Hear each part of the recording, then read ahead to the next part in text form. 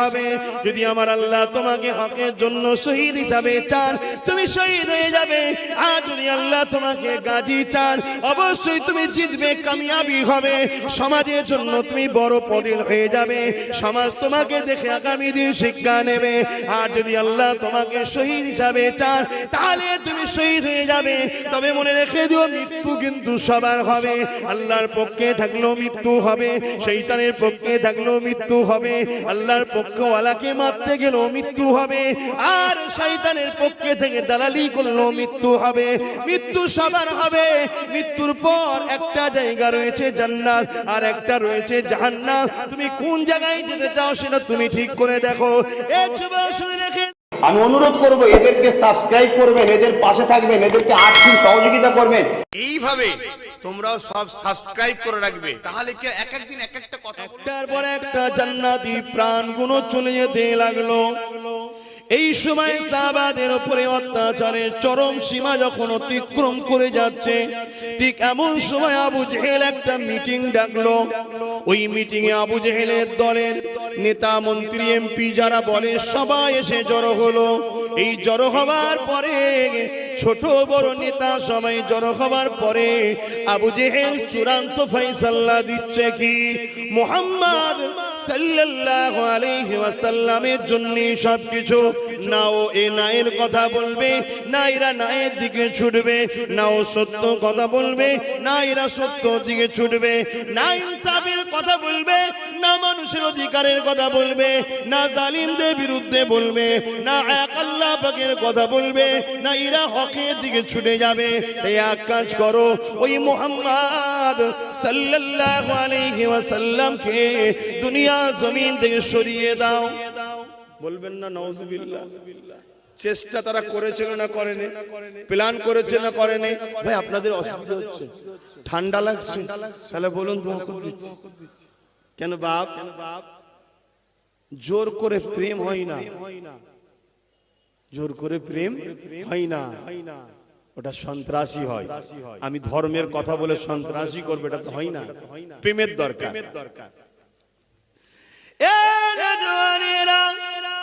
হযরত ওমর ফারুক তরোয়াল রওনা দিল। বড় কথা আপনারা সবাই জানেন, ওই সময় 39 জন আল্লাহ নবীকে নবী বলে মেনে না সত্য ইনসাফের দিকে চলে এসেছে, শান্তির দিকে চলে এসেছে, মানবতার দিকে চলে এসেছে, হকের দিকে চলে এসেছে। মাত্র 39 জন। এ যুবক ওমর ফারুক তরোয়াল নিয়ে গিয়ে যেতে লেগেছে। তখন নাম শুধু ওমর ছিল, ফারুক ছিল না, হযরতও ছিল না। আল্লাহ নবীকে কতল করে দেবে, নাউজুবিল্লাহ। অনেক বড় কথা, তার আগে অনেক ঘটনা ঘটেছে। ওইদিকে যাচ্ছি না, নবী পাকের দরজার দিকে এগিয়ে যায়। যাবার সময় ওমর বলে গেল, এ সরদারেরা, নেতারা, লিডারেরা, শোনো, মালপানি রেডি করো, পুরস্কার রেডি করো। আমি রাসূলকে কতল করে দিয়ে সে সবটা নেব। মনে রাখবে 39 জন হয়েছে, আর 40 জন তো দেবো না। 200 খোরা দেবে বলেছ, রেডি করো। সোনা দানা দেবে বলেছ, রেডি করো। সব রেডি করো, সব রেডি করো।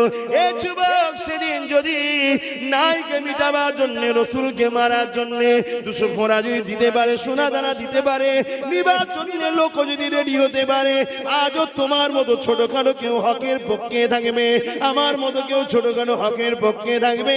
আমাদের উপরে জুলুম করার জন্য এই রকম প্ল্যান পরিকল্পনা তৈরি হতে পারে না, পারে না। এতে মন খারাপ করলে হবে না। কেন মন খারাপ করলে হবে না? কেন প্ল্যান তৈরি করেছে ঠিকই, কিন্তু সাকসেসফুল হবে কি হবে না, সব ফয়সালা কার হাতে? চিৎকার দিয়ে বলো, আরো জোরে। আল্লাহ রাব্বুল আলামিন যেটা চাইবে সেটা হবে। যদি আমার আল্লাহ তোমাকে হকের জন্য শহীদ হিসাবে চান, তুমি শহীদ হয়ে যাবে। আর যদি আল্লাহ তোমাকে গাজী চান, অবশ্যই তুমি জিতবে, কামিয়াবি হবে। সমাজের জন্য তুমি বড় পদের হয়ে যাবে। সমাজ তোমাকে দেখে আগামী দিন শিক্ষা নেবে। আর যদি আল্লাহ তোমাকে শহীদ হিসাবে চান, তাহলে তুমি শহীদ হয়ে যাবে। তবে মনে রেখে দিও, মৃত্যু কিন্তু সবার হবে। আল্লাহর পক্ষে থাকলেও মৃত্যু হবে, সেই শয়তানের পক্ষে থাকলেও মৃত্যু হবে, আল্লাহর পক্ষওয়ালাকে মারতে গেলেও মৃত্যু হবে, আর শয়তানের পক্ষে থেকে দালালি করলেও মৃত্যু হবে। মৃত্যু সবার হবে, মৃত্যুর পর একটা জায়গা রয়েছে জান্নাত আর একটা রয়েছে জাহান্নাম। তুমি কোন জায়গায় যেতে চাও সেটা তুমি ঠিক করে দেখো। এই যুবক শুনে রেখে দাও, আল্লাহ নবী কেমন করে উমর ফারুক রওনা দিচ্ছে কতল করে দেবে বলে যাবার সময় বলতে লেগেছে, লিডারেরা শোনো 39 থেকে 40 হতে দেবো না। আর আমার আল্লাহ আওয়াজ দিয়ে দিল, উমর তাড়াতাড়ি তাড়াতাড়ি তাড়াতাড়ি যা, আমি আল্লাহ তোকেই 40 বানিয়ে দেবো। এ যুবক শুনে খেলা, দুনিয়া যুগে যুগে যুগে আল্লাহ দিনকে মিটাতে চেয়েছে, নবীদেরকে মিটাতে চেয়েছে। যারা মিটাতে চেয়েছে তারাই মিটে গেছে, তাদের ঘরের ছেলেরাও নবীর প্রেমিক হয়ে গেছে, বা কখনো কখনো তারাও নবীর প্রেমিক হয়ে গেছে। যেমন ওমর ফারুক মিটাতে এসেছিল, উমর নিজেই নবীর প্রেমিক হয়ে যে নবী পাকের গোলাম হয়ে জিন্দেগি কাটিয়ে দিয়েছে।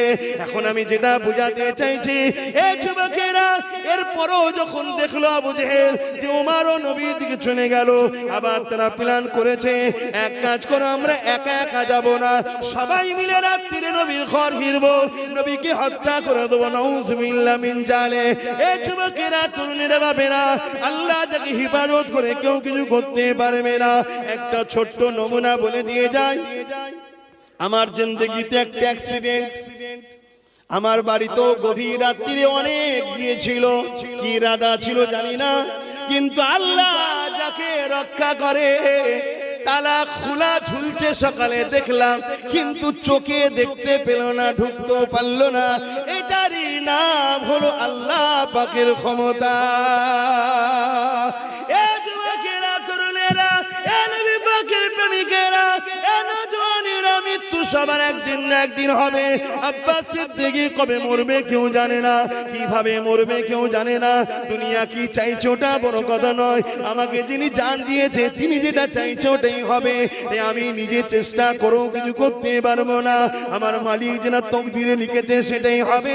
তবে যাবার আগে বলে দিয়ে যায়, এ যুবক, তোমাকে তোমার আল্লাহ পাঠিয়েছে এই দুনিয়ার জমিনে, কুনতুম খায়রা উম্মাতিন উখরিজাত লিন-নাসি তা'মুরুনা বিল মারুফ ওয়া তানহাউনা আনিল মুনকার। ন্যায়ের পক্ষে ডাকতে হবে, অন্যায়ের বিরোধী করতে হবে, ন্যায় কাজ করতে হবে, অন্যায় থেকে দূরে থাকতে হবে, ন্যায়কে সাহায্য করতে হবে, অন্যায়কে মিটাবার জন্য সহযোগিতা করতে হবে, ন্যায়কে চিন্তা করার জন্য হাত লাগাতে হবে, অন্যায়কে মিটাবার জন্য হাত লাগাতে হবে।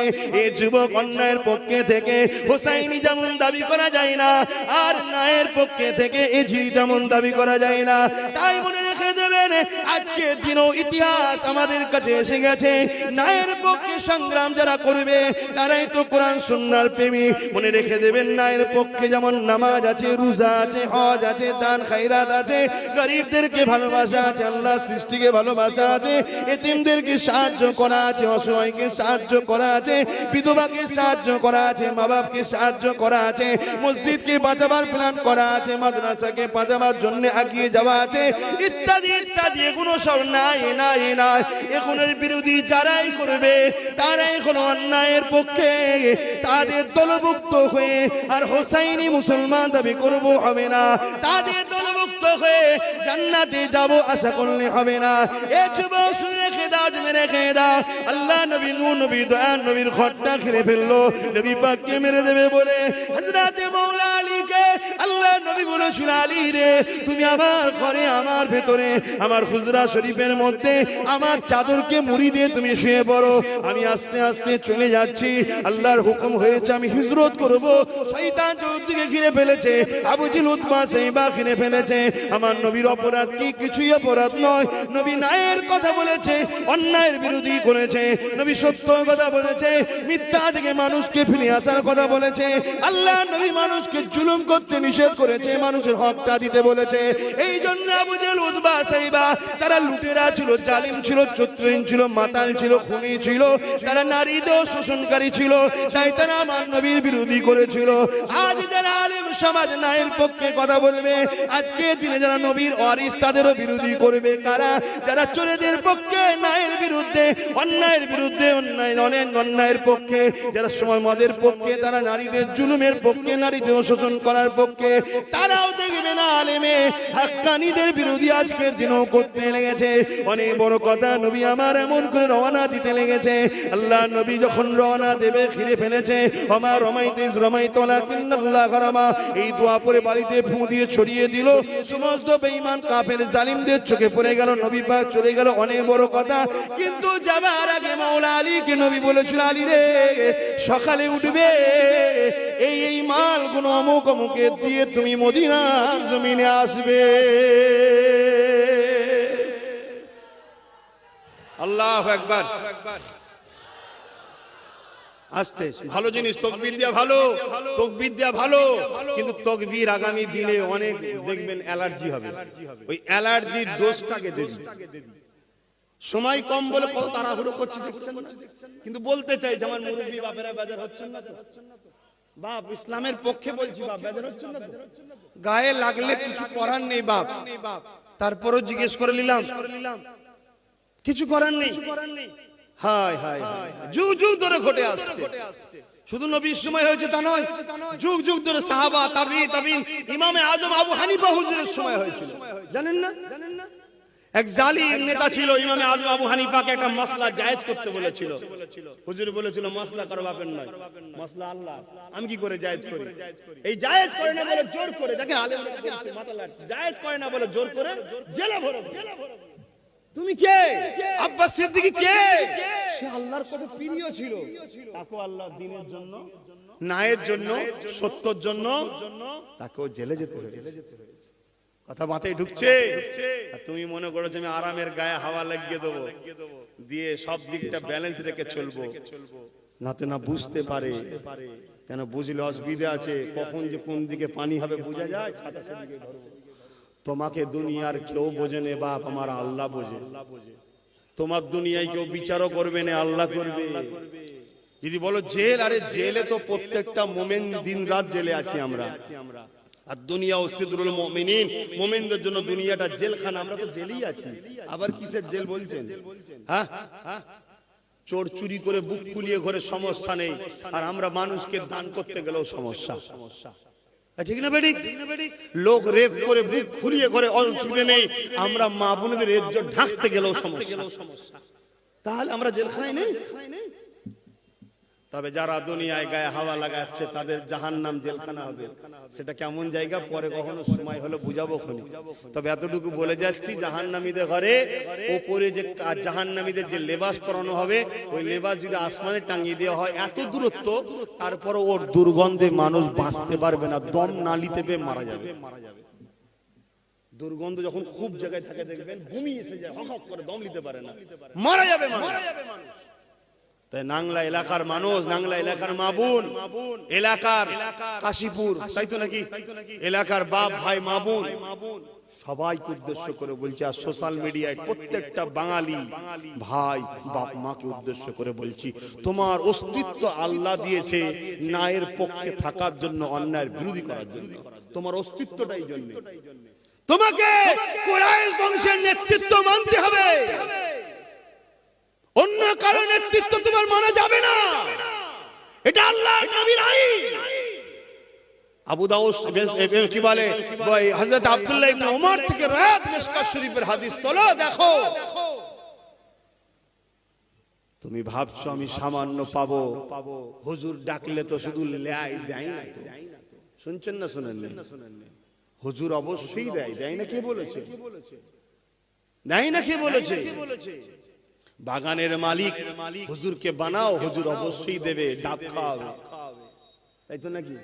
ডাব গাছ তো নাকি, মালিক বানাও, ডাব খাওয়াবে। জঙ্গল পরিষ্কার করে সুন্দর করে বেড়া দিয়ে গাছের গোড়ায় পানি দাও, আদ দাও, গাছ বড় হবে, ডাব হবে, তারপর তো তোমায় খাওয়াবে। কেন খাওয়াবে না? তুমি সব খ্যাত জমিন মাল দিলে একজনকে, আর যে হাত পাচ্ছে হুজুর। কথা বুঝছেন না? বোঝেন না? আশা করছি খুব ভালো বোঝে, হালকা বয়সের ছেলে তো, খুব ভালো বোঝে আমার আম্মা বোনগুলো বুঝতে পারছে, আলহামদুলিল্লাহ তারা ভালোই বুঝছে। তাদেরই তো বাচ্চা, বাচ্চার কথা বুঝবে না মা, তাদেরই তো ভাই। দোয়া কর দেবো না একটু বলবো, কিন্তু সময় কোথায়, সময় নেই তো। আল্লাহ নবী নূর নবী দয়া নবী রওনা দিয়ে দিলেন। হযরতে মাওলা আলী নবী পাকের বিছানাতে, মন দিয়ে শোনেন, মন দিয়ে ভাবার বিষয়। নবী পাকের বিছানায় নবীর চাদর মুড়ি দিয়ে শুয়ে আছে, শুনছেন না? বিছানা এটা কার? দয়ার নবী। চতুর্দিকে ঘর ঘিরে মারতে এসছে কাকে? দয়ার নবীকে। শালটা কার? দয়ার নবীর। মুড়ি দিয়ে ঘুমাচ্ছে কে? হযরতে আলী। ভাই ঘুম হবে? বলবেন তো? কেন? ওই ঘরে ঢুকে নবী পাককে ওরা কতল করবে। নাউজুবিল্লাহ বলেন। এটা তো ইরাদা। আর সেইখানে নবীর বিছানাতে নবীর শাল গায়ে দিয়ে, চাদর গায়ে দিয়ে, মুড়ি দিয়ে আবার ঘুমোচ্ছে। এই মুখটা খুলে রাখি, কমসে কম আলীকে দেখে যেন না মারে, কি এটাই তো দরকার। ঘুমোচ্ছে। পরের দিন সকাল হলো, বলুন আল্লাহু আকবার। কিছু হয়নি, কিন্তু বিষয় অন্য জায়গায়। আমি যেটা বুঝাতে চাইছি, হায় হায় কুরবান যাক ঈমান কাকে বলে। বিশ্বাস। আল্লাহ নবী বলেছেন প্রত্যেকটা কষ্টের পরেই শান্তি আছে, জোরে বলুন সুবহানাল্লাহ। প্রত্যেকটা বাধার পরেই মুক্ত আছে, জোরে বলুন সুবহানাল্লাহ। প্রত্যেকটা সংগ্রামের পরেই ফতে আছে, জোরে বলুন সুবহানাল্লাহ। যদি তুমি আল্লাহর জন্য করো, মানুষের ন্যায় ইনসাফের জন্য করো। আল্লাহর জন্য বলতে গরিবদের জন্য, আল্লাহর জন্য বলতে ইনসাফের জন্য। কেন? আল্লাহ ইনসাফের পক্ষে। আল্লাহর জন্য বলতে লুটা নয়, মানুষকে অধিকার ফিরিয়ে দেওয়ার জন্য করো। কথা বুঝে আসছে না? দেরি হলো, প্রত্যেক কষ্টের পর কি আছে? শান্তি আছে। রাসূল বলেছেন। এই কথাটার উপরে বিশ্বাস কর। ভেঙে পড়ছি তো আমরা। কি হবে রে বাবা, কি করবো রে বাবা? শোনো, মাওলা আলী সকালে উঠেছে, ফজরের নামাজ পড়ে যার যার মাল দিয়ে চলে গেছে। কি হয়েছে পরে বলছি। মদিনা শরীফে গেছে, সাহাবা ভাইরা সব চিন্তার মধ্যে আছে। কেন? ঘরের মধ্যে মাওলা আলীর সঙ্গে নবীর কি কথা হয়েছিল, বাকি সাহাবারা তো শোনেনি, তাই চিন্তার মধ্যে আছে। আমরা হয়তো ভাইটাকে হারিয়ে ফেললাম, এই জায়গাটা খুব সুন্দর কথা আছে। শোনার পরে আল্লাহু আকবারটা খুব মহব্বতের সাথে জোরে বলতে হবে। একটু শুনে লাও। বিশ্বাস কাকে বলে? তাই মদিনায় যারা আগে চলে গিয়েছিল সাহাবা ভাইরা বড় মন খারাপ করেছে। এমন সময় মাওলা আলী গিয়ে সালাম দিলেন, আসসালামু আলাইকুম। সাহাবা ভাইরা দেখেই চমকে গিয়ে সালাম দিয়ে সব উঠে গলায় মিলছে। ভাই তুমি বেঁচে আছো? ভাই আমরা তো মনে করেছিলাম এই হবে, হ্যান হবে, ত্যান হবে, কি ঘটবে না ঘটবে। তা ভাই কি করছিলে? হযরত আলী বলছে, নবীর বিছানায় শুতে পেরেছি। কপাল বিশাল, ঠিক না বেটি? যত নবীদের যে ফয়েজ নবুয়াতের পেয়েছি, আবার নবীর চাদর মুড়ি দিয়ে বলছে, ভাই ঘুম হলো? বলছে, যার কুদরতি হাতে আলীর জান, সেই খোদার শপথ করে বলছি, জীবনে কোনোদিন জ্ঞান হওয়ার পর থেকে এত নিশ্চিন্তে আরামে ঘুম কোনোদিন আলীর হয়নি। জোরে বলুন, আরো জোরে বলুন আল্লাহু আকবার, আল্লাহু আকবার, আল্লাহু আকবার, আল্লাহু আকবার। তার মানে আল্লাহ তিনি যে সবথেকে মহান, যিনি আলীকে এত নিশ্চিন্তায় ঘুম দিয়েছে। সাহাবারা বলছে, ভাই কি করে হলো? বলছে, ভাই তুমি কি জানো রাসূলের সঙ্গে আমার কি কথা হয়েছিল? বলছে না। আল্লাহ নবী বলেছিল, আলী সকালে উঠবে, খুব ভালো করে শুনবে, সকালে উঠবে, নামাজ পড়বে, মালগুলোকে ভাগ করে মদিনায় আসবে। ভাই আলীর অন্য কোন দিন মরণ হবে না হবে আলী জানে না, কিন্তু 100% ওই দিন মদিনা আসার আগ পর্যন্ত আলীর মৃত্যু নাই। যদি থাকতো কখনো মদিনাওয়ালা বলতো না যে আমার মদিনায় আসবি। এটা আলী জেনে গেছে যে আজকের রাত মৃত্যু নাই, আজকের ফজর মৃত্যু নাই, মদিনা যাওয়ার আগ পর্যন্ত আলীর মৃত্যু নাই, নাই, নাই। জোরে বলুন সুবহান, নারায়ে তাকবীর, নারায়ে তাকবীর। বিশ্বাস মানা কাকে বলে দেখো। রাসূল আমাদেরকে বলেছেন, হকের পক্ষে থাকো জান্নাত পাবে। যদি গাজী হও মালও পাবে, অর্থাৎ দুনিয়ায় সম্মান ইজ্জত ধন দৌলত সেটাও পাবে। হকের পক্ষে থাকো। সাহাবারা বললেন হুজুর আপনি চলে যাবেন, ইসলামের ঝান্ডা। নবী বললেন পৃথিবীর শেষ দিন পর্যন্ত দুজন যদি কুরাইশ থাকে তার মধ্যে একজনের হাতে ইসলামের ঝান্ডা, ন্যায়ের ঝান্ডা, সত্যের ঝান্ডা, আমার মাননেওয়ালারা তার নেতৃত্ব মানবে। আপনারা যদি নবীকে মানেন সত্যি, তাহলে আপনাকে ভাবতে হবে ইনি ডাকছে, ইনি খারাপ লাগে না বুঝাবার জন্য বলছি। আচ্ছা আমার হাত দিয়ে ডাকাচ্ছে, ইনি ডাকছে, ইনি ডাকছে, এই মাথাটাও ডাকছে, তোমাকে তো দেখতে হবে ইনিকে, ইনিকে, ইনিকে, ইনি সত্যবাদী, ইনি সত্যবাদী, আর এই কুরাইশ বাচ্চাটা মিথ্যাবাদী। এরকম মুসলমান আমরা। ইনি অনেক দিন ধোঁকা দিল, ইনিও তো ধোঁকা দিল। কুরাইশ বাচ্চা যখন তোমায় কিছু বললো, তোমার তো ভাবা দরকার ছিল। কথা বুঝছেন না, বোঝেন না? হ্যাঁ, এখন আমার কথা শুনে কারো আবার সমস্যা হচ্ছে না তো? খুব বুঝে চলার চেষ্টা করেন। সবকিছু লেনদেন, উঠা বসা, কথাবার্তা, পরামর্শ, সহযোগিতা সবটাই যেন কুরাইশ বংশের বাচ্চার নেতৃত্বে হয়। আপনাকে মানতে হবে নবীর কথা, এটা আপনাকে মানতে হবে। না হয় আল্লামা রুহুল আমিন সাহেবের মতো অত বড় হাদিসের পণ্ডিত দাদা হুজুরের কাছে যায়, এলেমের সাগর, তিনি কেন গেলেন? তিনি নবীর এই হাদিসটাও দেখেছে যে কুরাইশের নেতৃত্ব মানতে হবে। কথা বুঝে আসছে? ইমাম মালিক, ওহ পৃথিবী বিখ্যাত ইমাম, বিশার হাফির কাছে এমনি যাইনে। অতএব বাপ ভাই, আপনি দুনিয়ার কাজ কাম তাও কুরাইশদের সঙ্গে লেনদেন, যোগাযোগ, পরামর্শ নিয়ে করতে হবে। আপনাকে সব বিষয়টা নবীকে ফলো করতে হবে। আর নবী রেখে গেছেন দুটো জিনিস, একটা কোরআন আর একটা সুন্নাহ।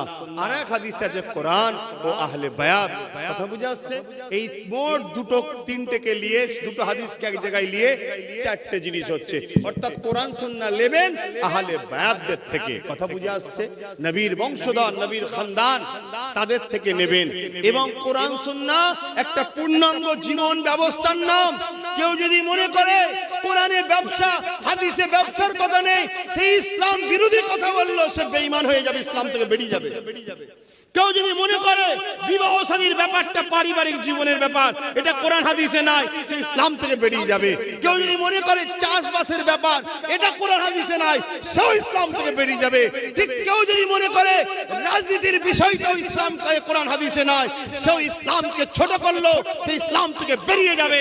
আপনি আমেরিকায় থাকেন, লন্ডনে থাকেন, ফ্রান্সে থাকেন, মক্কায় থাকেন, মদিনায় থাকেন, আর ভারতবর্ষেই থাকেন, আপনি আপনার রাসূল ছাড়া অন্য কোন কাউকে ফলো করতে পারেন না।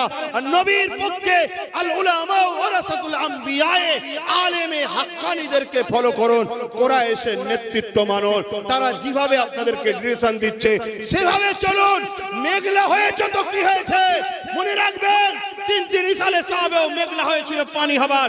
নহুজুর পীর কেবলার কাছে দাদা হুজুর এক খলিফা গেলেন, হুজুর আপনি একটু দোয়া করেন। নহুজুর বললেন, এ বাপ আমি তো দোয়া করব। তুমি একদিন ধরে কি করেছো বাপের কাছে এসে?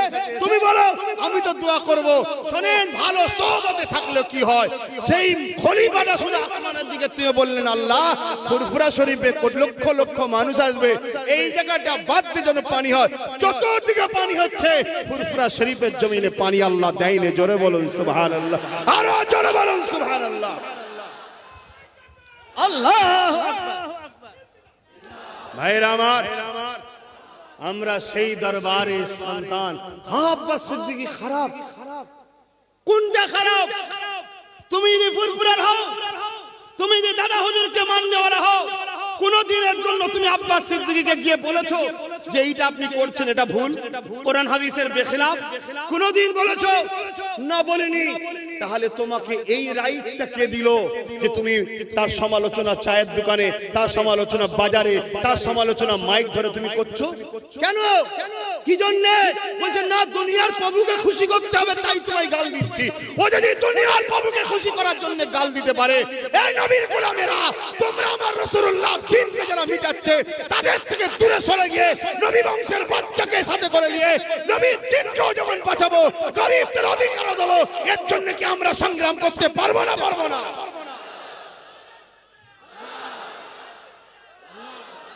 ভাইয়েরা আমার, যে যা ধর্মের দোকানকে ঠিকাবার জন্য ব্যবস্থা করছে, যে যা ধর্মের দোকান বাঁচাবার জন্য ব্যবস্থা করছে, যে যার ধর্মীয় ভাবাবেগকে জিন্দা করার জন্য জনগণের টাকা তার পার্সোনাল ধর্মেরকে জিন্দা করার জন্য কোটি কোটি টাকা ব্যবহার করছে, সেখানে ধর্মের সুশ্রী পাইনি।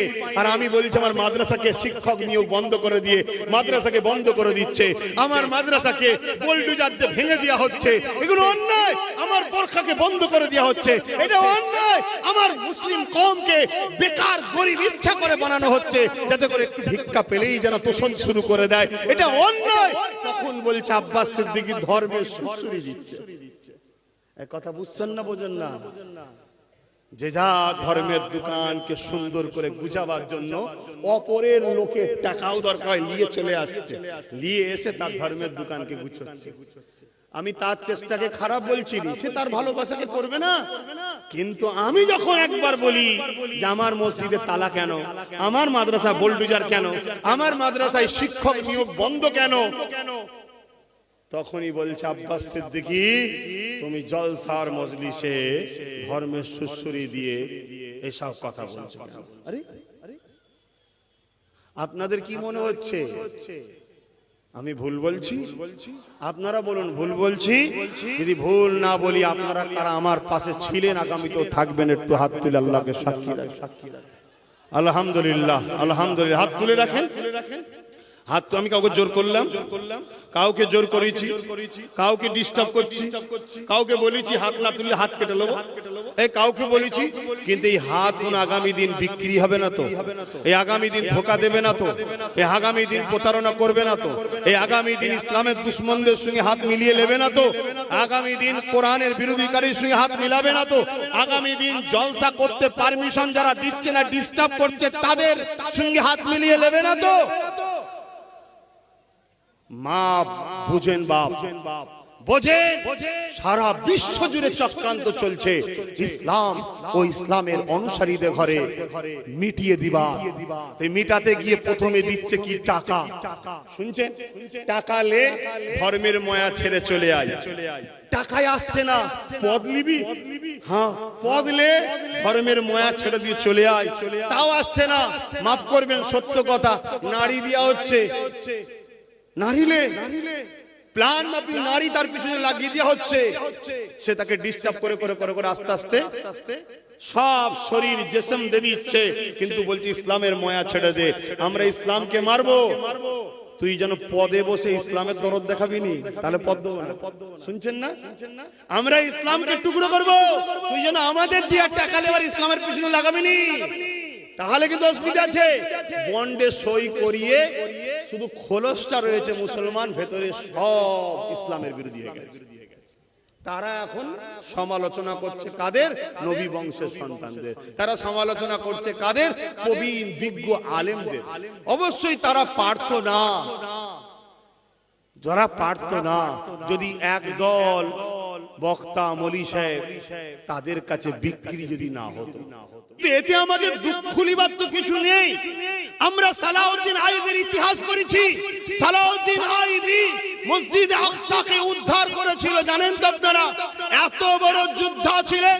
সালাউদ্দিন আইবির বিরুদ্ধে গোপন রাত্রিতে সমুদ্রতে জাহাজ ভর্তি করে হাজারো লাখো সৈন্য পাঠানো হচ্ছে।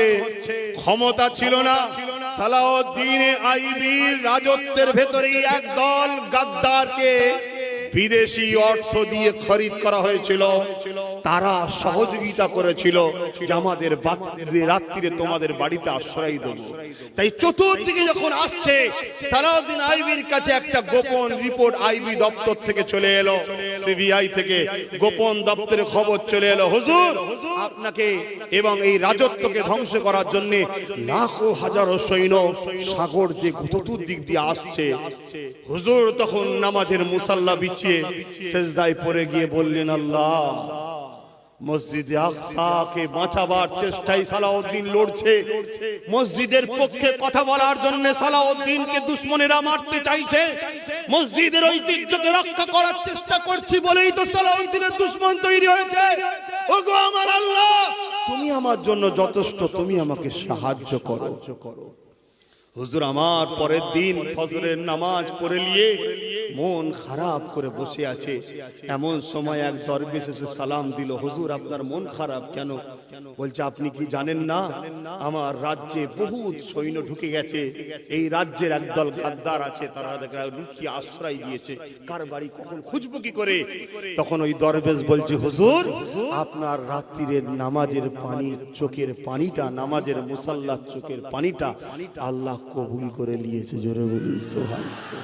তাদেরকে ডাঙায় আর আসতে হয়নি, তাদেরকে ডাঙায় আসতে হয়নি, আল্লাহ সাগরের তুফান দিয়ে তাদেরকে গর্ক করে দিয়েছে, ধ্বংস করে দিয়েছে, ধ্বংস করে দিয়েছে।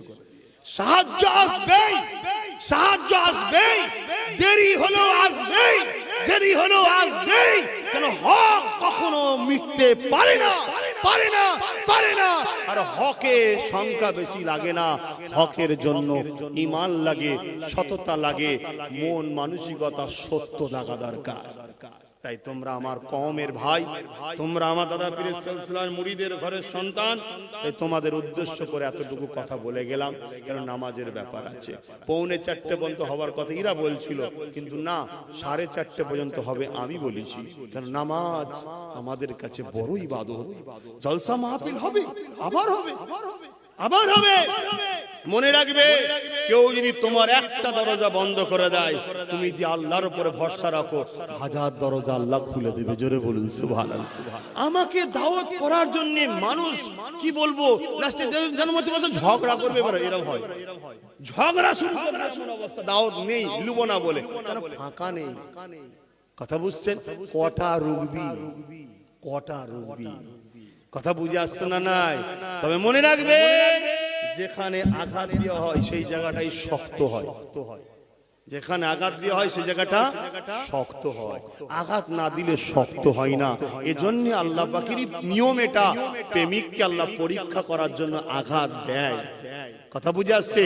প্রেমিক যে হয় সব আঘাত সহ্য করতে পারে, আল্লাহকে ছেড়ে দেওয়াটা সহ্য করতে পারে না। আপনাদেরকে এতটুকু বলে গেলাম, ন্যায়ের পক্ষে, সত্যের পক্ষে, গরিবের পক্ষে, অসহায়ের পক্ষে থাক।